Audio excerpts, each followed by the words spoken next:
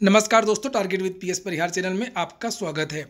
इस चैनल के माध्यम से आप लोगों को विद्यार्थी जीवन से संबंधित सभी सूचनाएं प्रदान की जाती हैं। तो आइए शुरू करते हैं और देख लेते हैं कि आज की इस वीडियो में ऐसी चैनल के माध्यम से जानकारी दे दूंगा। बात कर लेते हैं 69,000 शिक्षक भर्ती की। 69,000 शिक्षक भर्ती में राष्ट्रीय पिछड़ा वर्ग आयोग में कुछ विद्यार्थी पहुंच गए थे और विद्यार्थियों का ये आरोप था कि आरक्षण के नियमों का पालन नहीं किया गया है और इस वजह से राष्ट्रीय पिछड़ा वर्ग आयोग ने इस भर्ती पर रोक लगा दिया था। राष्ट्रीय पिछड़ा वर्ग आयोग ने कई बार जो पीएनपी के अधिकारी हैं उनको बुलाया था और सरकार से पूछा था कि किस तरीके से कैसे आरक्षण दिया गया है, और जो अधिकारी थे वो उचित जवाब नहीं दे पाए थे, इसलिए इस भर्ती को रोक दिया गया था। लेकिन ये भर्ती करवाई जा रही है, इसको लेकर के प्रश्न किया है राष्ट्रीय पिछड़ा वर्ग आयोग ने। 4 दिसंबर को इस मामले की सुनवाई होनी है कि जो सरकार है उसने किस तरीके से आरक्षण को दिया है। जिलेवार सूची बनाई है या राज्यवार सूची बनाई है, पहले सूची बनाई है या जिला आवंटन किया है, किस तरीके से किया है।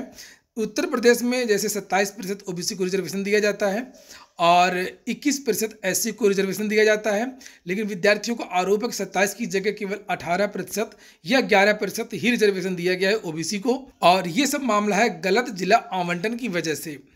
और इसी को लेकर के जो सरकार है, वो सरकार के जो अधिकारी हैं वो संतुष्ट नहीं कर पा रहे हैं राष्ट्रीय पिछड़ा वर्ग आयोग को, और इसकी लगातार सुनवाई हो रही है। अब 4 तारीख को सुनवाई होगी। यहाँ पर ये लिखा हुआ है कि 69,000 सहायक शिक्षक भर्ती का मामला, शिक्षक भर्ती मामले में आया नया मोड़, राष्ट्रीय पिछड़ा वर्ग आयोग ने किया सवाल। आयोग ने भर्ती पर रोक लगाई है तो भर्ती कैसे हो रही है, विभाग कैसे कर सकता है भर्ती। आयोग 4 दिसंबर को आरक्षण और एमआरसी के मामले पर सुनवाई होगी। सुप्रीम कोर्ट ने जो सुनवाई की है वो केवल कट ऑफ का मामला था, पासिंग मार्क का मामला था और बीएड को लेकर के मामला था। ओबीसी मामले की जो सुनवाई है वो राष्ट्रीय पिछड़ा वर्ग आयोग में हो रही है। एमआरसी को लेकर के सुनवाई राष्ट्रीय पिछड़ा वर्ग आयोग में हो रही है और राष्ट्रीय पिछड़ा वर्ग आयोग ने इस भर्ती पर रोक भी लगाई थी। सरकार इसका कोई जवाब दे नहीं रही है और भर्ती आगे बढ़ा रही है। देखते हैं कि 4 तारीख को क्या होता है। अगली सूचना है विधान परिषद समीक्षा अधिकारी की। 22 नवंबर को ये परीक्षा हुई थी। बहुत सारे परीक्षा केंद्रों में धांधली की शिकायतें आई थी, विद्यार्थियों के आरोप थे।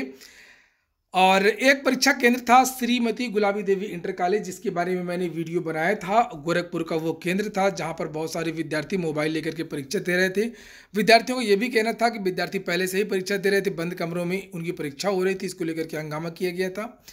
और फिर आनन फानन में डीएम ने उस केंद्र की परीक्षा रद्द कर दी है, जबकि ये पूरे प्रदेश की परीक्षा रद्द होनी चाहिए। चूंकि मोबाइल टेक्नोलॉजी और सूचना प्रौद्योगिकी का ज़माना है, 1 सेकंड में पूरा पेपर वायरल हो जाता है।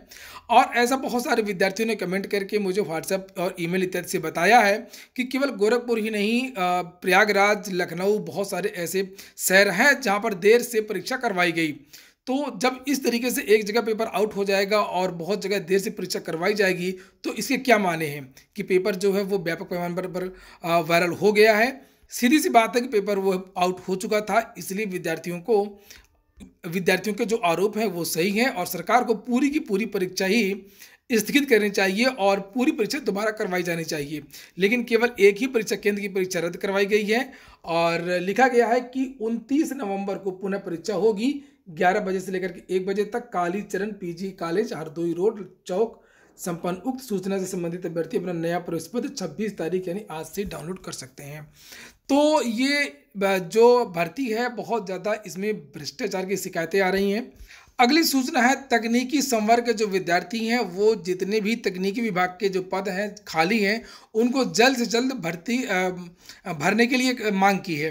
विद्यार्थियों का कहना है कि केवल पुलिस विभाग की भर्तियां होती हैं, केवल अध्यापकों की भर्तियां होती हैं और बहुत सारे ऐसे भी संवर्ग हैं जहां पर बहुत सारे पद खाली हैं, उनको भी भरा जाना चाहिए। खास तौर से तकनीकी संवर्ग की, चाहे वो डिप्लोमाधारी हों, चाहे वो ITI सर्टिफिकेट वाले विद्यार्थी हों, चाहे वो डिग्रीधारी हों बीटेक के।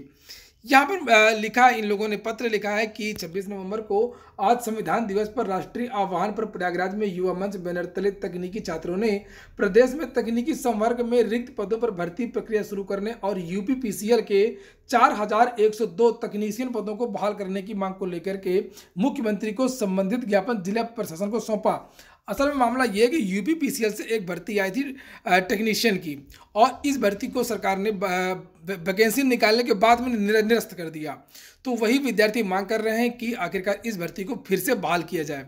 नीचे लिखा है कि इस अवसर पर युवा मंच के प्रदेश कार्यकारिणी सदस्य इंजीनियर राम बहादुर पटेल ने कहा कि प्रदेश में तकनीकी संवर्ग में भारी पैमाने पर रिक्त पद अरसे से हैं, लेकिन इन्हें नहीं भरा जा रहा है और ITI, diploma, BTech, BCA, MCA जैसी डिग्री हासिल करके प्रदेश में लाखों युवा बेरोजगार भटक रहे हैं। लेकिन रिक्त पदों को भी भरने के बजाय आउटसोर्सिंग संविदा के तहत काम करा करके बेइंतहा शोषण किया जा रहा है। ये बात बिल्कुल सही है। जिस तरीके से कंप्यूटर और विज्ञान वर्ग की उपेक्षा की जा रही है उत्तर प्रदेश में, अगर आप लोग टीजीटी को ही देख लें तो टीजीटी में कंप्यूटर विषय को शामिल नहीं किया गया है। बीटेक वालों की सरकारी नौकरियां बहुत कम आती हैं और जो पॉलिटेक्निक है, पॉलिटेक्निक के विद्यार्थी हैं उनकी भी भर्तियां बहुत कम आती हैं और जो आईटीआई के जो विद्यार्थी हैं वो भी बेचारे 5-5, 10-10 हज़ार रुपये में फैक्ट्रियों में काम कर रहे हैं, खुद की दुकान खोल रहे हैं। तो ठीक है, दुकान खोलना कोई बुरी बात नहीं है, स्वरोजगार भी बुरी बात नहीं है, लेकिन जो उत्तर प्रदेश में रिक्त पद हैं उनको तो सरकार भर सकती है और उनको भरा जाना चाहिए। तो ठीक है दोस्तों, ये हो गया आज का वीडियो। और अगर यूपी ट्रिपल एससी की भी उम्मीद करने की आवश्यकता नहीं। और कुछ खबरें यूपी ट्रिपल एससी की मिली भी हैं कि जैसे आज परीक्षा नियंत्रक आए नहीं थे मीटिंग में, और जो नए परीक्षा नियंत्रक बनाए गए हैं रजनीश मिश्रा, उन्होंने अभी तक ज्वाइन ही नहीं किया है और किसी भी परिणाम के बारे में बात नहीं हुई है। कोई भी परिणाम अभी आने वाला नहीं है जल्दी, चाहे वो जूनियर असिस्टेंट 2019 हो, चाहे वो मंडी परिषद हो, चाहे वो गन्ना वाला परिणाम हो। तो परिणाम हालांकि बनकर के तैयार है, लेकिन परिणाम अभी जारी नहीं होने वाले हैं। आज मीटिंग तो हुई थी, लेकिन उसमें परीक्षा नियंत्रक नहीं थे। मीटिंग में केवल पीईटी को कराने को लेकर के कुछ बातें हुई हैं, कोई भी सार्थक मीटिंग कुल मिला करके नहीं हो पाई है। यूपी ट्रिपल एससी जिस तरीके की कार्यप्रणाली कर रहा था, कार्यप्रणाली से चल रहा था, उसी तरीके की कार्यप्रणाली अभी भी अपना रहा है। और अब नए परीक्षा नियंत्रक आएंगे, अभी तो उन्होंने ज्वाइन किया नहीं है। जब ज्वाइन करेंगे तो वस्तु स्थिति को समझेंगे, फिर से रिजल्ट को देखेंगे, उसका परीक्षण करेंगे, तब वो रिजल्ट जारी होंगे। थोड़ा सा और इंतजार कर लीजिए। अगर परीक्षाओं की बात करें तो यूपी ट्रिपल एससी में अभी परीक्षाओं के आयोजन को लेकर के भी कोई चर्चा नहीं हो रही है। जल्दी कोई परीक्षा भी नहीं होने वाली है। जानकारी तो ये मिल रही है कि फरवरी के बाद में ही कोई परीक्षा अब यूपी ट्रिपल एससी की होगी। मैं आपको से हमेशा कहता रहता हूं कि यूपी ट्रिपल एससी एक तरीके से बंद है, केवल सांकेतिक रूप से यूपी ट्रिपल एससी खुला हुआ है, और वो भी 2016 की भर्तियों को पूरा करने के लिए। तो 2016 की भर्तियां धीरे धीरे पूरी हो रही हैं और यूपी ट्रिपल एससी में कुछ नहीं हो रहा फिलहाल।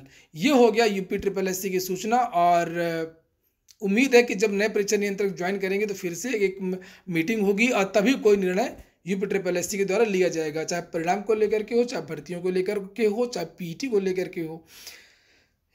तो ठीक है दोस्तों, ये हो गया आज का वीडियो। अगर आपको अच्छा लगा, आप ये काम को जल्दी से लाइक अवश्य कर दें। पूरा वीडियो सुनने के लिए बहुत बहुत धन्यवाद।